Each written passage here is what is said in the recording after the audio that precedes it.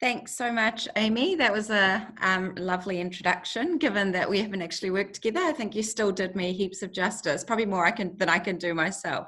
But thank you, everybody, for turning up today and for having me on board to speak. It's obviously, I've listened to one or two talks since I've joined Joe's team, but haven't been avid in getting online because a lot of them clash with my clients. But a little bit about me. Probably about 8 or 9 years ago, I hit a rather large speed bump in my road, and I was faced with some massive challenges. So much so that at that point in my journey, I pretty much just didn't even want to be on the planet. I owned a retail store. I was solo parenting. My husband at the time was working in Australia. And I basically just packed my bags one day, left my mum and dad to run the retail store and look after my daughter, and said I was going to a retreat. They had no idea what life was for me. My mum suspected something was going on, but they really just didn't know how bad it was. And I went off to my retreat, and I will never forget in my first meeting with my coach over there, he basically just said, you know, what's going on for you? And I said, I am like at the end of my road. I really just want to kill myself. And he blatantly looked at me and went, well, why haven't you? To which I replied, because what would my daughter do? And I came to the awareness that I was only on the planet for her, which in my eyes was just completely wrong. I knew that I couldn't live for anyone else other than myself. I was never going to be the best me, the best parent, if I couldn't love myself, if I couldn't be with myself. So I knew that this was the right journey for me.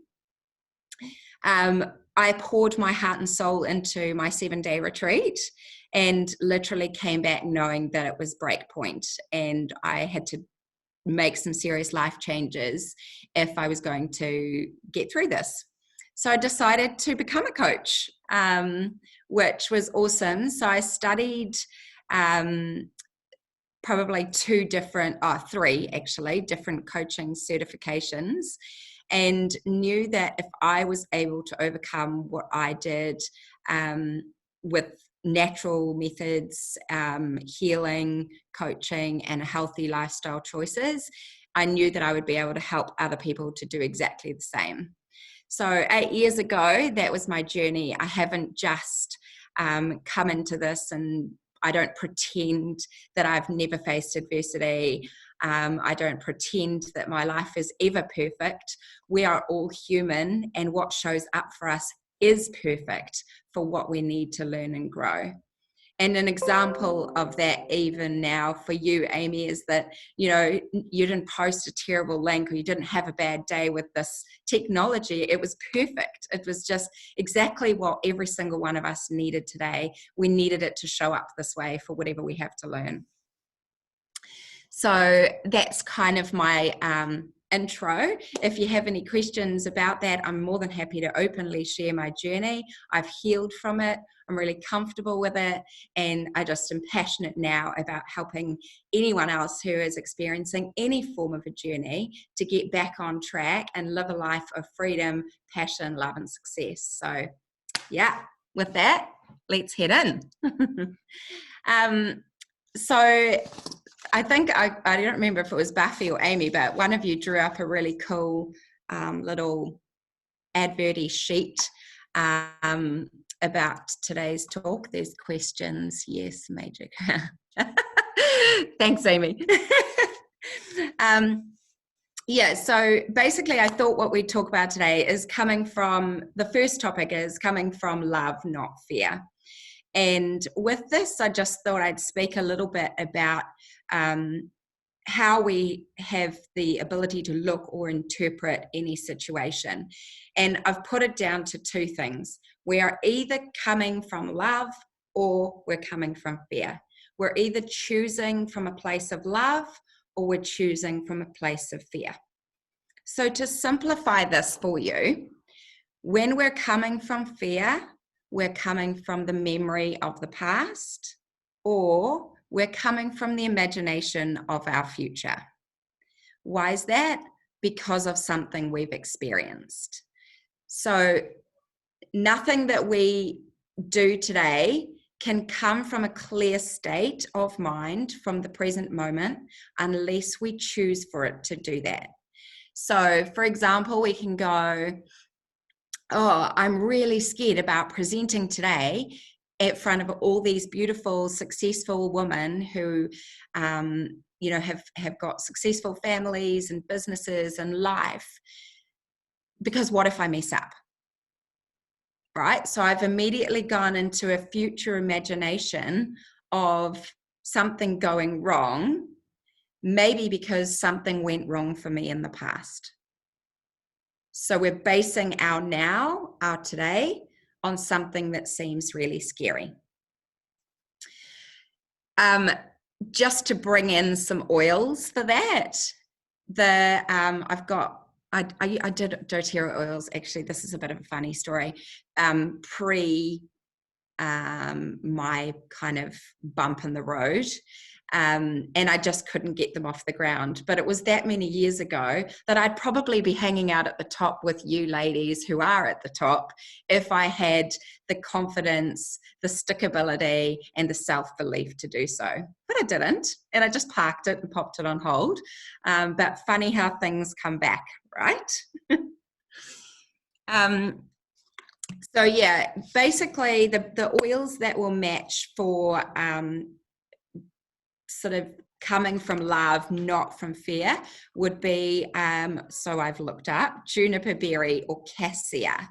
And I'll just read what I found in my little book about that one, because it was awesome actually. Sorry, I actually think cassia was the best one, but cassia was the embarrassed, the hiding, the fear, humiliated, insecure, judged, shy, or worthless. So a really good oil to combat any of those feelings for you. And then the juniper berry, you probably all know this, but I'll just do it anyway. Is about irrational fears or restlessness. So the irrational fears is what I'm speaking into when we're going into past memory or future imagination. We want to stay here now in this moment. Are we all good? So great you waited for us. Now's the right time. Thanks, Buffy. Just all in perfection, right? There is nothing other than the now being absolutely perfect for what we need. But so when we connect to that, our fears are always going to be driven from the past. So we've got this little ratio of thinking, 90% or 80%, it depends who you follow, of our beliefs are subconscious. They're the bottom of the iceberg, right? Deep down the bottom. We've only got 10 or 20%. Some people even say as little as 5%, that is your conscious thoughts and the top of the iceberg that sticks out of the water. So whenever we're going through life, making choices or feeling in a certain way, it's being driven by the stuff that's deep below the ocean that we've got no ability to see unless we are supported in some way to do that. So it's our past experiences, past beliefs. They could come from parents' values that we've instilled in us, maybe even parents' past negative beliefs. So not even ours to own, but certainly ours to interpret. I'm going to share my screen to show you what's called an NLP model of the world, and that might bring to light just a little bit more of what I'm explaining. So if you just bear with me, we'll take a pause. If you've got any questions, feel free to pop them in there, and I will just pull this model up.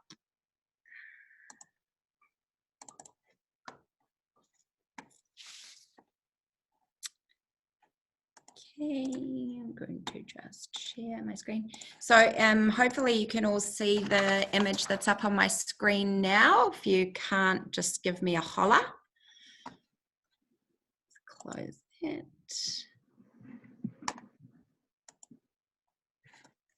Cool.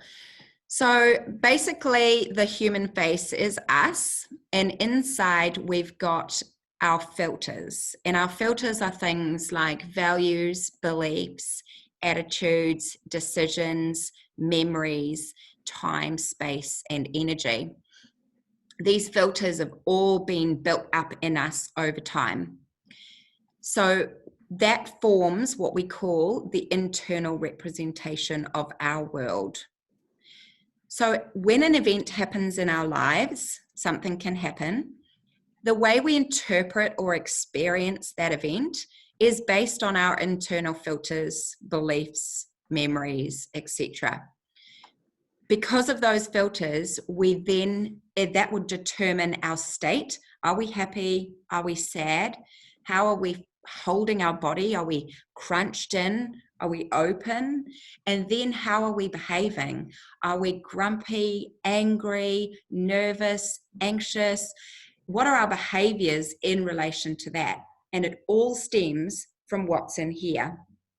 So we could have a set of, or we do have a set of negative core beliefs. And unfortunately, whenever we hit a roadblock, it's because those negative core beliefs are what's taking control and running our lives for us. That 80% or 90% down deep in the iceberg is running our show. So just in terms of the coaching, what I normally do with clients is we establish what those negative core beliefs are, and we help to replace them with a healthier belief system, which obviously in turn is going to change how we view the world and how we respond to events, situations, and circumstances around us. I will just stop sharing my screen. Does that make sense to everyone? If you maybe want to run your little mouse over the reactions and give me a thumbs up, or if you have any questions or anything, all good? Cool. Thank you. So yeah, a little tip then just about staying in the now moment would be, what can you do to when you start feeling yourself going into the memory of the past or the imagination of the future, what do you think that there is? Okay, I don't expect you to answer, or you can if you want, but what do you think that you can do in that moment to balance it out for yourselves? Maybe if you just want to write something in the chat, or if you even want to unmute yourself.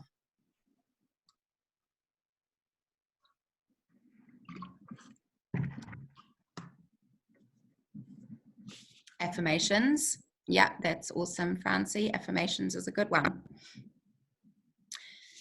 I think something that I've always found quite powerful is to acknowledge that the emotion exists. So it can be quite easy for us to want to resist the emotion, which then allows the emotion to persist. So if we think about the resist, persist, that would we want to just go away, never necessarily just goes away. We just end up pushing it further down the iceberg, and it basically continues to manifest within us. Whereas we want to allow it to come, accept it, see it, and then let it go. And so what do I mean by that? Like, I'm sure you guys have all got a pen or something in front of you that you could pick up. But if you did not know that that object was a pen, and I asked you to put down the pen, what are you going to do? Right? You can't put down the pen because you don't know that you're holding it. So it's really about knowing what emotion is going to show up for us. We don't want to get hung up on labeling it or owning it, but just acknowledging that it's there. Okay, the emotion is here. Then you can say, well, what is it doing here? Is it necessary here? As in, is it from my memory of the past, or is it from my imagination of the future? Okay, do I need it now? I'm going to choose to let it go. going to choose to embrace something else. And that's when, like Francine suggested, you can possibly bring in an affirmation that would counteract that feeling. So for example, if you're feeling anxious about the past or the future, okay, great, I'm feeling anxious. What could I choose instead of that? Could I choose love? You know, we're all probably mums here, or we know what it's like to love our mums, or create that connection with something that makes you feel really good and feel really safe, and go to that. Because love is probably the highest vibration emotion. And if we can connect with it in a moment of insecurity or in a moment of anxiousness or fear, we are going to be more likely to be able to shift. Cool. So again, in line with those negative core beliefs, it's a little bit like if we are having negative core beliefs about ourselves, this is always going to reflect every part of us. It's going to reflect in our relationships. It's going to reflect in our business. It's going to reflect with our parenting. So we want to do the best to be aware. The number one key is to be aware. Something is showing up for me now. What am I going to do to shift it? Am I going to shift it? Because the conscious choice to do either one is what is going to have the biggest impact on you guys. Has anybody heard of the saying that our thoughts create our reality before? So this is 100% true. Like, once we start getting on a thought train, we are going to find the evidence to back that thought train up. You know, so I can be controversial, and I will, probably because it's slightly safe. But if we have a thought, for example, that vaccinations are harmful, we're going to go out and we're going to find evidence to validate how harmful vaccinations are. If we have a thought that doTERRA oils are powerful, we're going to go out and find all the evidence to back up just how powerful they are. So in this same instance, we're going to do that through our lives. If we have a thought, we're going to find the evidence to make that become our reality, and it will. So I've used really basic examples, but it's going to work like that for anything that you have in life. Just tell me if I'm going too fast. I get a bit passionate and carried away. I'll just take a breather, actually. I'll let you process that for a minute. And look for my puppy, because I think she's gone missing. Andy. Okay, I think I've lost my dog. You know, when they go quiet, you think they're up to mischief. Maybe that's just an unhelpful belief. Who knows? All right, cool. So now I thought we'd shift into the vibrations that our emotions can carry. So I'll share my screen again. And I'm happy to email you guys any of these if you do want them afterwards. Sorry, I should have had it open, but I kind of wasn't going to share it.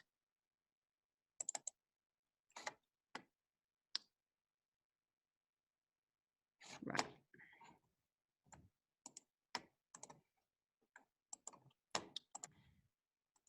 Cool. So this one is basically just called an energy vibration funnel.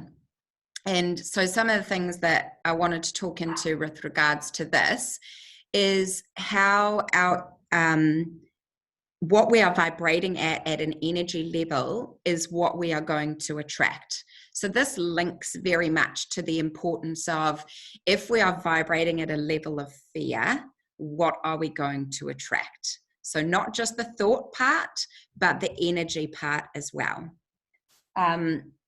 So down the bottom in the yellow, let me annotate here.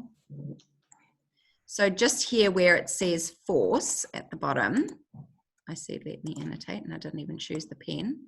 So at the bottom here where it says force, this is our contracted state. So if you think of a hose pipe and we fold the hose pipe in half, what happens to the water? It doesn't flow, right? It stops. So when we're resonating in anger, pride, grief, apathy, fear, etc., that hose pipe is bent and it's not flowing very well. Another description of the impact that that has on you as a human is if you imagine a heartbeat, like when somebody is unwell, or those moments in a movie where they're on life support and the heartbeat just starts to become really slow. It's a heavy vibration. It's a forced vibration. It doesn't feel good. We all know it doesn't feel good to experience the low vibration energies of anger, grief, fear, apathy, guilt, anxiety, regret, and more. So, am I making a vibration? Or is that me? It's like I'm echoing. Then if we go to this top bar here, the power, this is what we call an open state or an expanded state. So now if you unfold the hose pipe, what happens?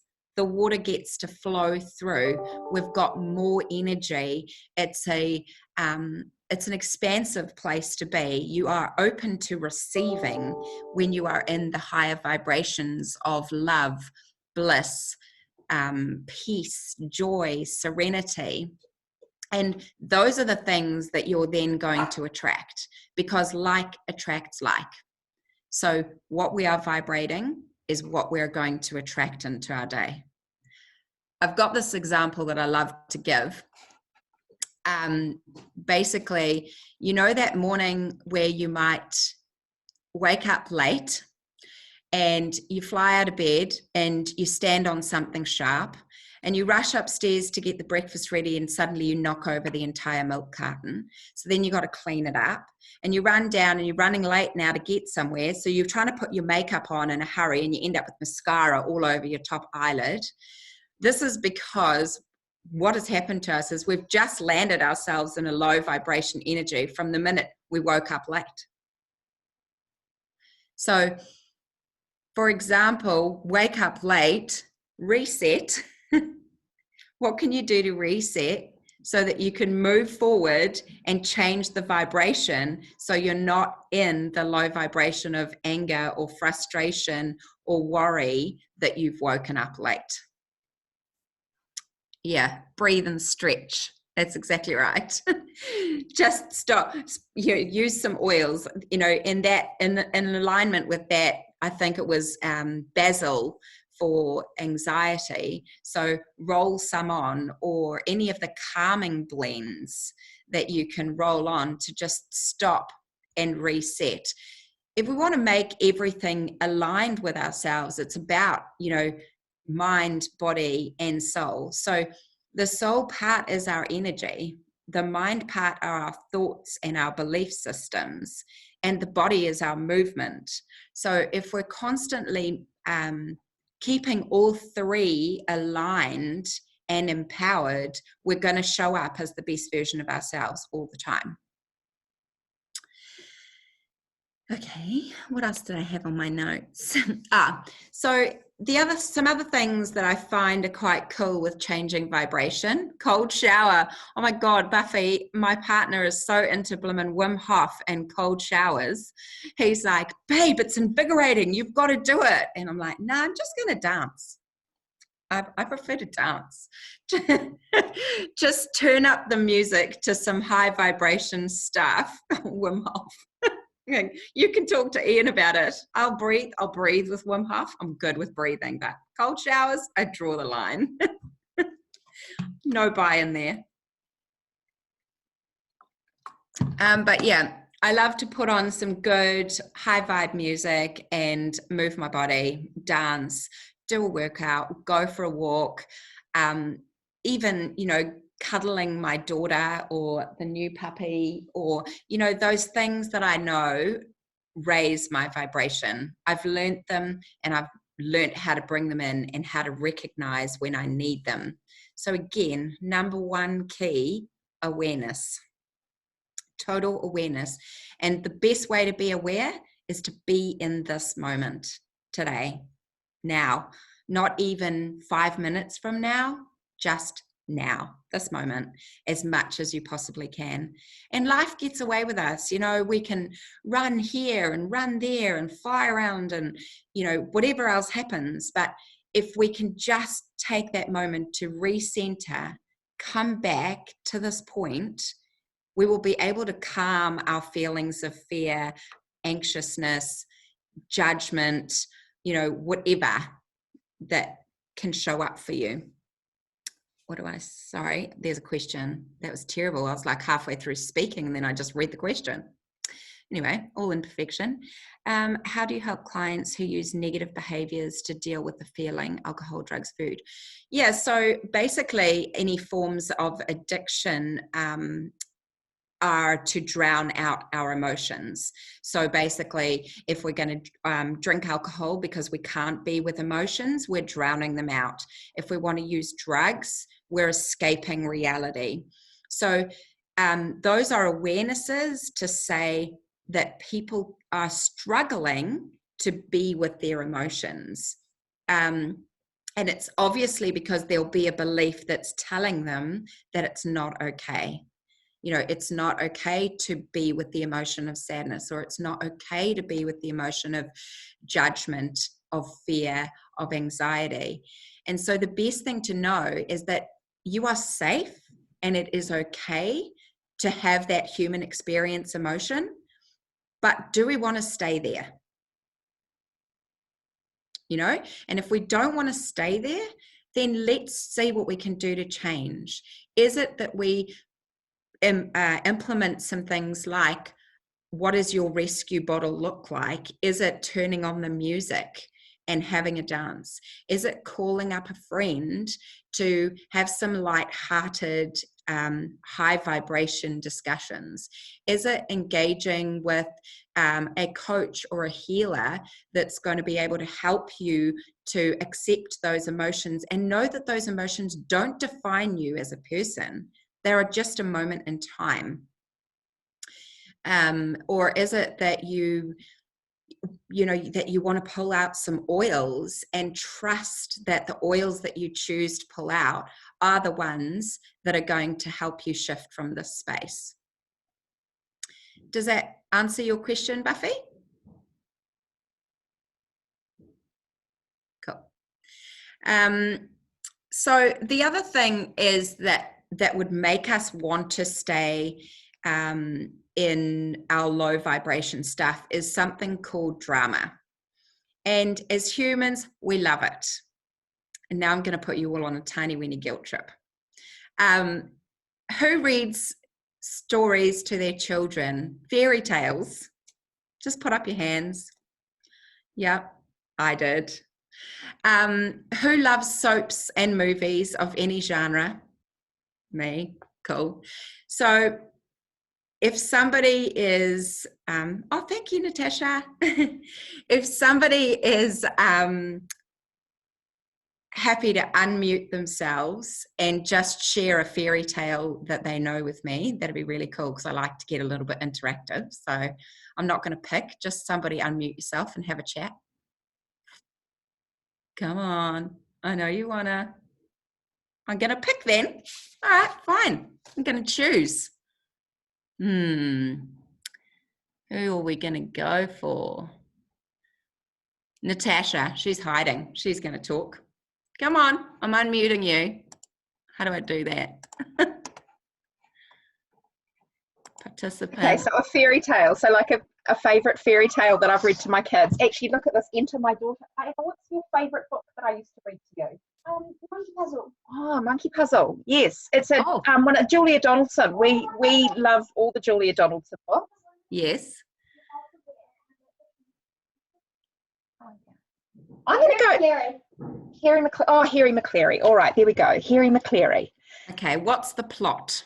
Okay, so all the Harry McCleary stories, they're all amazing rhymes, and they are about just stories about dogs and funny little excerpts of moments in their lives.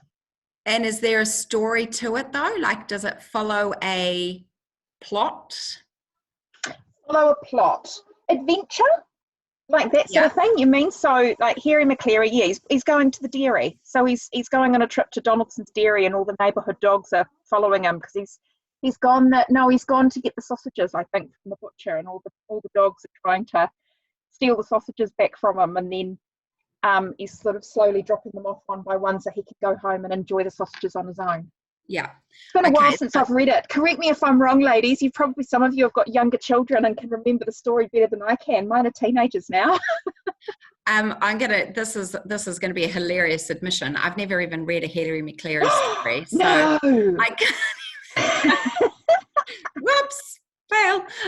But so I can't even relate to it. So I'm flying a little bit blind. Yeah. But you can tell me if this relates, and I'll just bring in one I can relate to, and you'll understand because it goes in any direction. Yeah, sure. If we were to talk about something like, the Three Little Pigs or Rapunzel or any of those stories, there is always a plot to the story. We always have our victim. So in terms of the Three Little Pigs, the pigs are the victims. We always have a persecutor. In that story, it was the wolf, and we always have a rescuer, and I can't even remember who it was. It was like a hunter, or maybe it was one of the pigs in the end who built the house out of brick and it wasn't able to be blown down. So there is always a plot to every single story, and every movie, soap opera, fairy tale has the same plot. There is always a victim, there is always a persecutor, and there is always a rescuer. So what we have done is, since we've heard these stories, since we've watched the movies, it's been ingrained deep into our subconscious mind. It becomes the filter in our brain that we filter life by. So when we're ticking on through our day, what puts us into a negative vibration would typically be we have seen somebody or encountered something that has become our persecutor. Now, at any time, we can play the role of more than one thing. We can be a victim and we can be a persecutor. We can persecute ourselves, making ourselves a victim.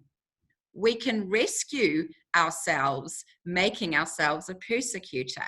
So I'll share, I can open the screen just so that you can get a clear picture of what I mean by this. But one of the key things is to be aware when you have shifted into what is called the drama triangle. So the drama triangle is the peachy orange colored one at the bottom, where we have victim, persecutor, and rescuer. Now, it is possible to turn it around, flip it the right way up to what we called the empowered triangle. And inside the empowered triangle, we have, instead of the victim, we have the creator. So this is the person that doesn't think, oh, it never goes right for me. I'm never good at this. This isn't going to turn out right. Why do they always pick on me? This is the person that says, okay, I know how to be responsible for what's showing up for me, and I'm going to become the creator and the initiator of what I want to see in my life. Then we can move down to the challenger. So instead of being the persecutor, did somebody try to say something? No? Instead of being the persecutor to ourselves or anyone else, we can be the challenger. So we can say, hey, look, the way that you're looking at this is great, but what if you could pull through some more personal power? Or, what else can you do that is more assertive, that calls through greater levels of growth for you or the other person in the situation? And then lastly, instead of being the rescuer who does something for somebody, who saves them, be the teacher or the coach that can facilitate their growth. Ask creative questions. You know, we always want to, it makes people feel good to overstep the line and do something for somebody else, instead of saying, hey, what else do you think you could try that would make you feel more empowered? How could you do this differently to see a different result? So the triangle that's the right way up, the empowerment triangle, the blue one, it calls forth personal responsibility. And we learn to feel good when we personally take responsibility for what is showing up in our lives. And what is showing up in our lives is going to happen by us creating it, not by us waiting for somebody else to create it for us. Does anyone have any questions? I love that one. No? All good? Yeah, it is a very cool model, Amy. And honestly, so much comes down to that model in life. As humans, we are just conditioned for drama, and we love it. And the more that it shows up for us, the more that we buy into it. Buffy, rescuer. Yeah. There are so many women that are rescuers because it makes us feel good, right? It's our nurturer. It's our mother. We want to be able to help.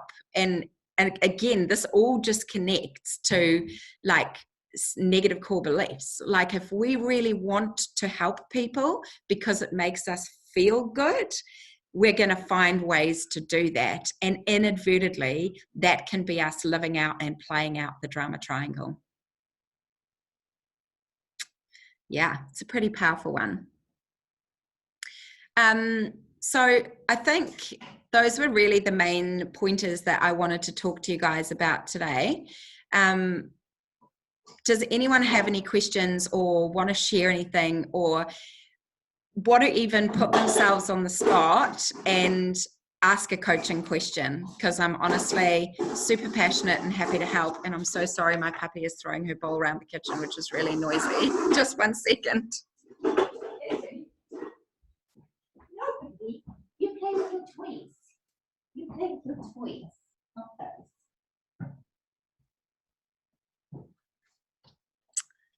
Sorry.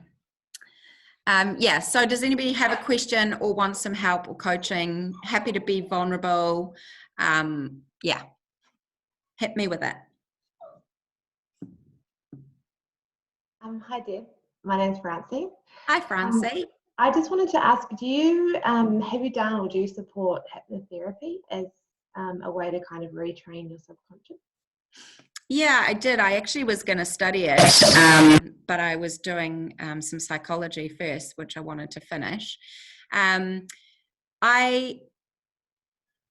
don't know enough about it because I didn't end up going through and doing the studying, but I do understand that, you know, it is a way of changing the subconscious mind.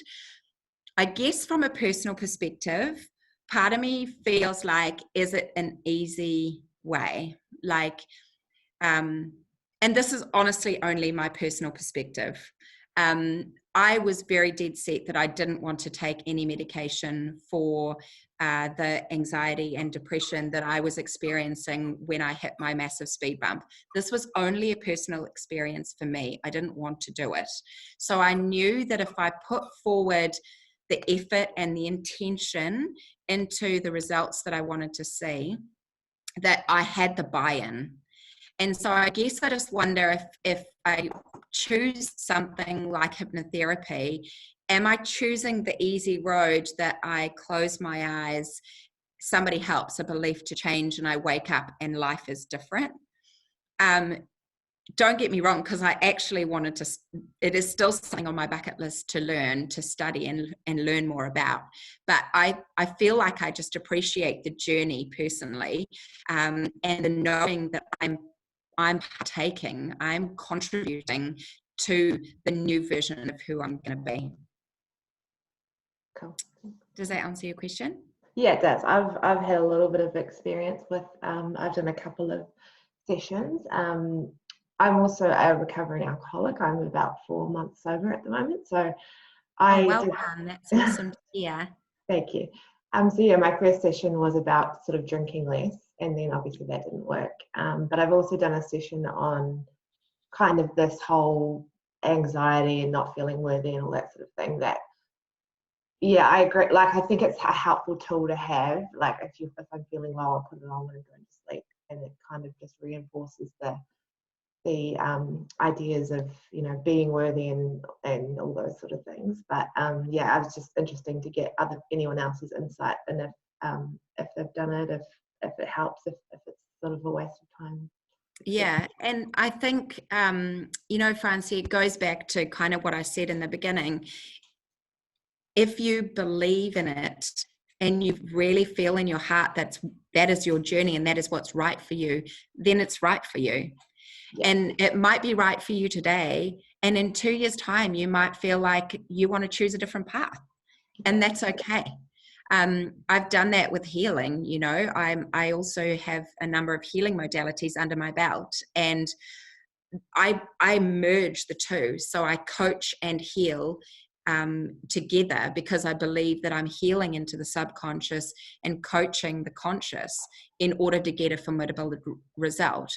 What I am very, very intentional about saying to my clients is, I don't expect to come here, have one healing session and leave a new person, because it's not, we've got to work on changing those deep belief systems that are ingrained in us. Yeah, I really liked what you were saying about being aware. Like, recently I've been able to sort of like stop and go, oh, like that's a belief that just popped out, that you can just stop and go. And I liked what you said about also sort of validating it in a way and saying, like, I understand why you're feeling that, but Yeah, you know, it's not necessary, and I'm choosing not to believe that. And thank you so much. Yeah, thank you for sharing, Francie. That's really cool, and well done. It's a great intentional effort on your life, which is awesome. Be proud. Thank you. What else did somebody say? NLP, understanding why I was drinking and creating strategies and routines, was what I used when I stopped drinking / drugs. 2 years and 4 months. Awesome, Amy. Well done. Does anyone else have Can I ask something, Deb? Sorry. Yeah, hi Larissa, go ahead. Thank you, and sorry if my baby makes noises. What you've said is amazing, so thank you so much. I guess, I've seen the drama triangle before, and I'm kind of going through something at the moment where I recognise that I'm coming from probably anger and hatred, and it's like I can't sleep at night. I'm thinking about this anger and hatred, and it's like ruling my life, which is crazy. And I know it, but I am struggling to move forward from that. Yeah. So, what benefits, it might seem a little bit backwards, but what benefits are you getting out of being anger and having hate? How's that working for you? Exactly, it's not working. No benefits. But it will. So we only ever stay there if it is benefiting us in some way. So, you know, is it allowing you to be a victim? Yeah, that's what. And I'm looking at the drama triangle. I'm going, yeah, I'm letting myself be the victim. Yeah. Yeah. So when the pain of staying where you are becomes greater than the fear of changing, that's when you will change. Can you say that again? Yeah. When the pain, when it hurts too badly to stay in hatred and anger, yeah. When that pain is greater than the fear of letting it go, that's when you will let it go. So what are you scared of by letting go the pain and the hatred?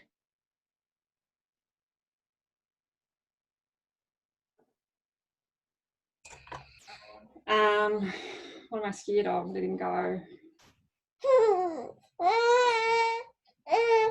I honestly don't know. I don't know.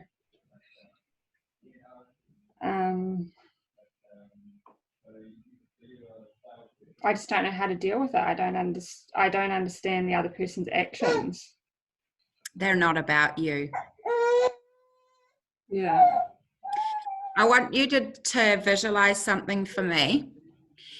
If I handed you a smoking hot piece of coal, like I've just picked it up off the fire, and I give it to you in your hand and I ask you to hold that, what are you going to do?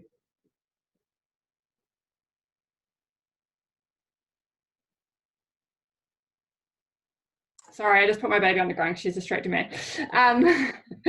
If you give me what, sorry? A burning hot coal off a fire. It is absolutely red hot. Yeah, then I'm going to drop it. Why will you drop it? Because it's going to hurt me. That's what the hatred is doing to you right now. Yeah. Put it down.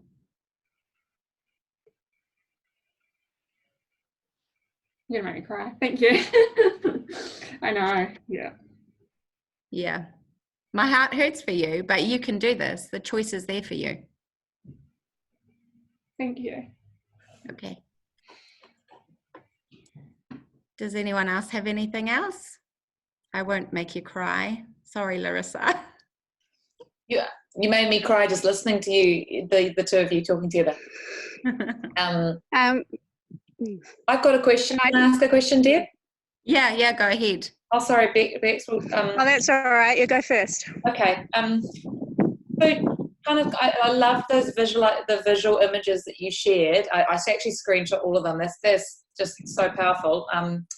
Just back on that, you know, when you said you wake up and you maybe have a bad morning, or it could be anything like you get an email, you know, a nasty email or a message or something, and it makes you feel, especially if you're a people-pleasing type person. So I'm talking about myself here, but hopefully this is relevant for some of you as well. But if you're a people-pleasing type person, or you like when things are going well and people like you, and that probably stems from lots of childhood bits and pieces.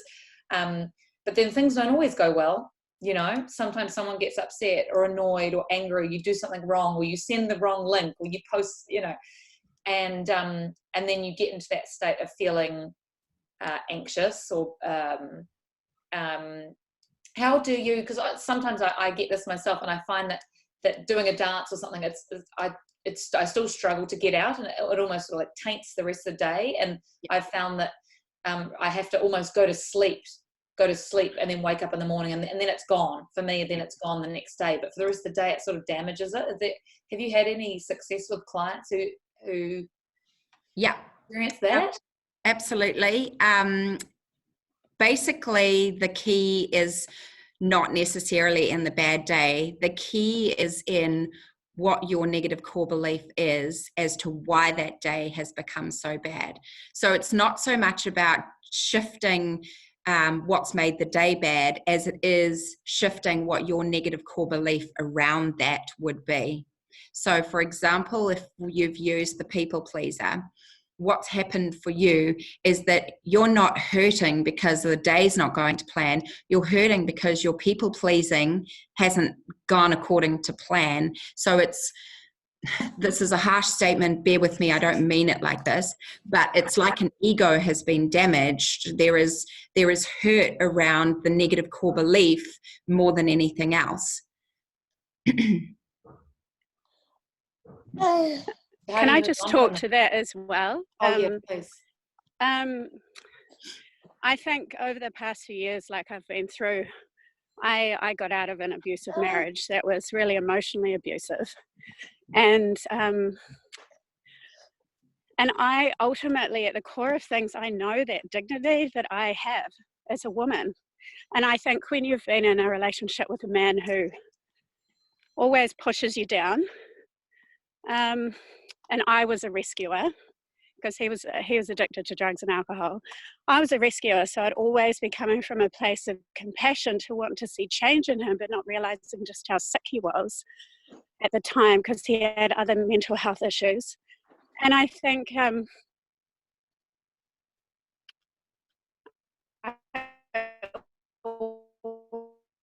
always wanted to make kids ahead of myself and my husband ahead of myself.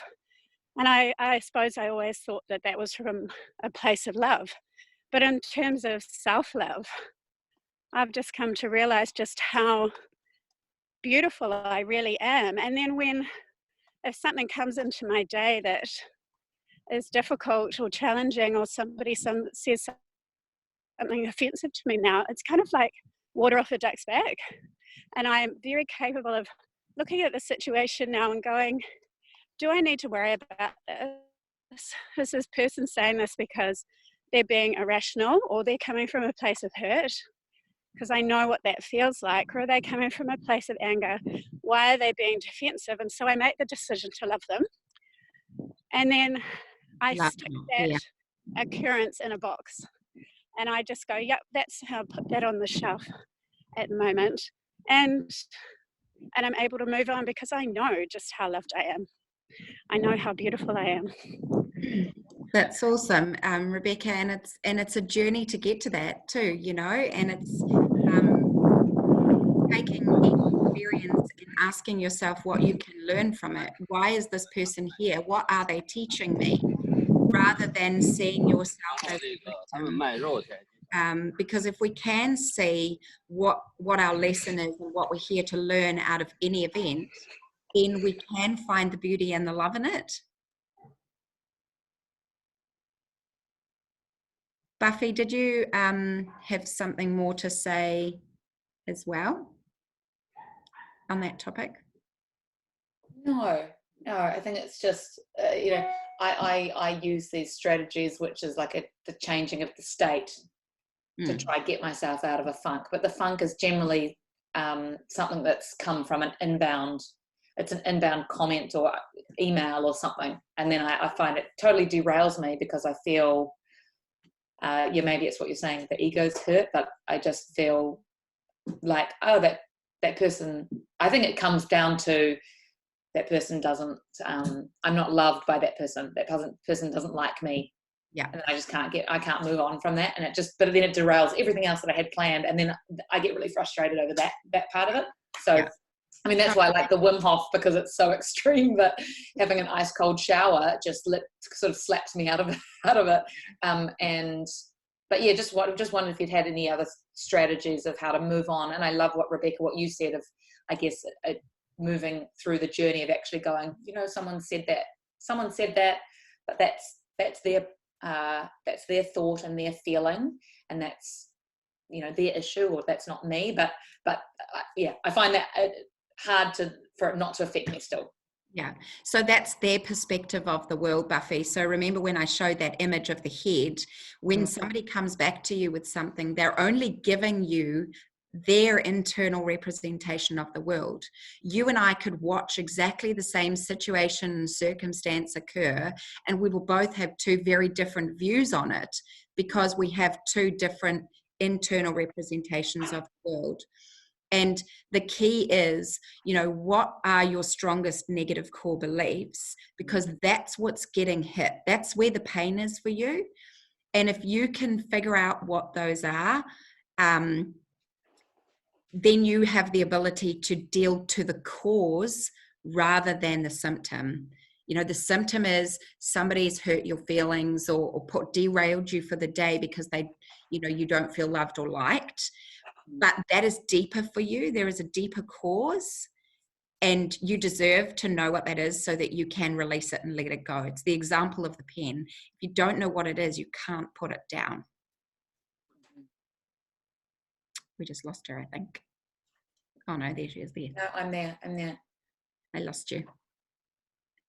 Does anyone else want to ask a question while we've got Deb on the line? Because I know that I could talk to Deb for hours about all these things. I find this stuff so fascinating, both for like clients, but also self, you know, because it always is like this. It's what you learn yourself that you then can help others with. So absolutely. But if anyone else has got a question that they want to ask, and this is, you know, it's like a really safe environment. So I hope you will, use this opportunity. Yeah. Somebody said something here, whatever, this is helpful. My day job is corporate, but I haven't been interested in corporate for over 5 years. So I've been trying to follow my dreams of owning my own business. Thank you for setting me on the right track. I see what I need to do. Oh, that's really beautiful, Lisa. Worship music is my favorite. It incorporates beautiful music gratitude. No, my problem is, yeah, absolutely lovely, Amy. Yeah, and you know, guys, it is really about what works for you. And when you feel the need to change it in some way, just know there is support. You know, we're living in quite a cruel and harsh world, you know, and I've seen so much of it just in my neighborhood during lockdown, of just absolutely beyond my comprehension unkindness, and I can't fathom it. I don't understand it, but it's not mine to understand, and it's not mine to own. And so I use the tools that I have and that I know that can help me and others through it. And innately, you know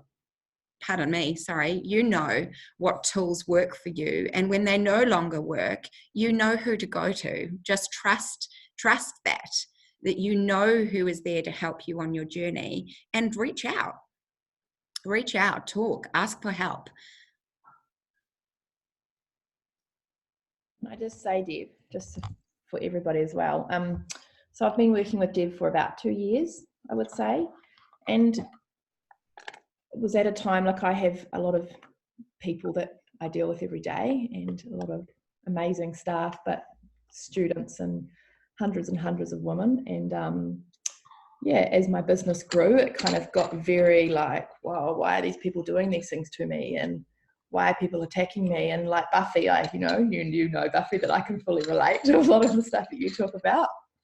And the tools that Deb has given me over the years is, like, I am constantly raving about her, because it's something so different to getting back to those beliefs. And even my family, like Mum's on here, Mum would know exactly what I mean, and probably the change in me and how I stand back and go, wow, that person's talking like that or acting like that, or I feel so sad for that person that they've got those beliefs. And you start to really feel for other people and really see how other people are acting. And even though I've been living and breathing it for 2 years, me coming back on today and hearing the stuff that I have heard probably 7 or 8 times, each of these different models and things, I'm always still learning. And it's always good to be reminded of them, because, you know, like, I think Joe actually said you need to print the model out and put it on your wall. Like, I fully need to as well, because you kind of need to actually take that step back and go, okay, and really look at it again. So I just think it's amazing, everyone doing little bits, and even learning today. You know, I hope everyone takes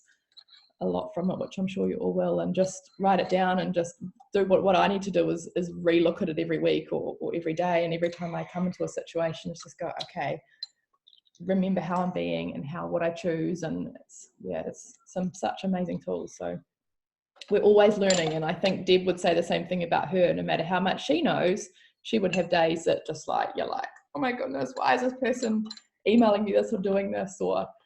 And you've got to realize, and the one thing for me over the last years is what I've realized is, you know, I have a lot of people attacking me, and I'm just like, wow, I used to get so triggered by it, and I still do. There may be still some situations where I'm like, why is this person doing this? But you learn more and more to realize and know that it's absolutely not you. You know, it's whatever their filters are. And as you know that, you kind of like, wow, you feel really sad for them that they have to attack you and have to act like that. But yeah, so thank you, Deb. It's always good to listen again. Yeah, thanks, Joe. Thank you. It is, guys, honestly. I still have, you know, people that I engage for healing and coaching and mentoring, because the journey is forever. And the only person that I want to be better than tomorrow is who I am today. And I'm super, super passionate about anybody that I work with or come into contact with having that same experience, because nobody should have the power to take our power. So it is up to us whether we pass on our power or whether we hold on to it tightly. And my choice is to hold on to it really tightly and support whoever I can to do the same. What are some phrases we can use with our children to teach them the ideas? Yeah, really cool.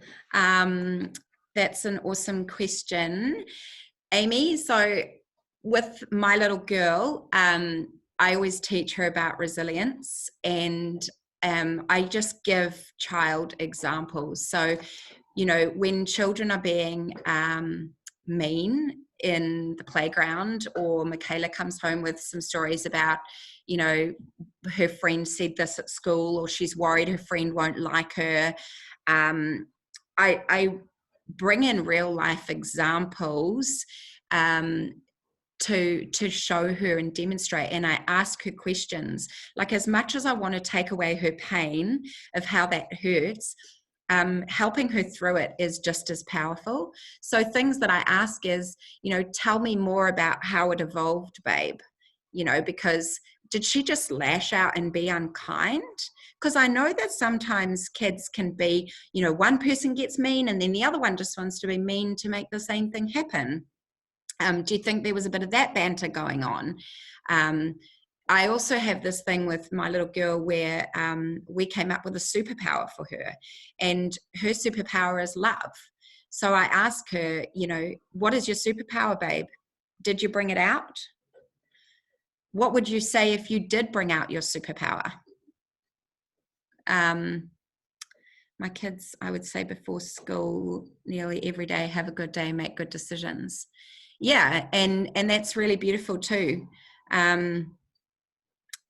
Just making decisions that feel good. You know, how does it feel? We all know that it feels good to be kind. Choose what feels nice.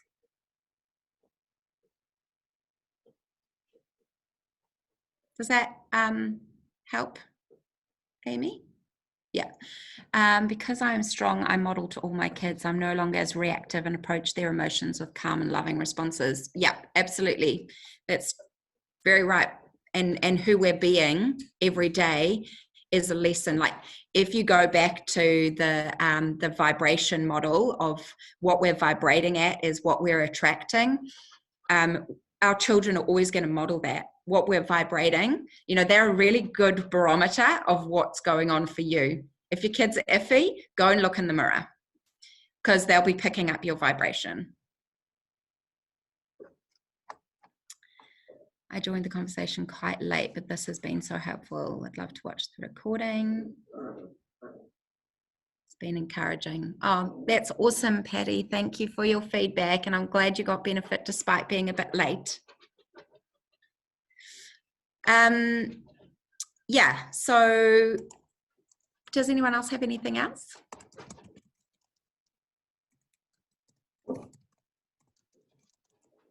There's a question.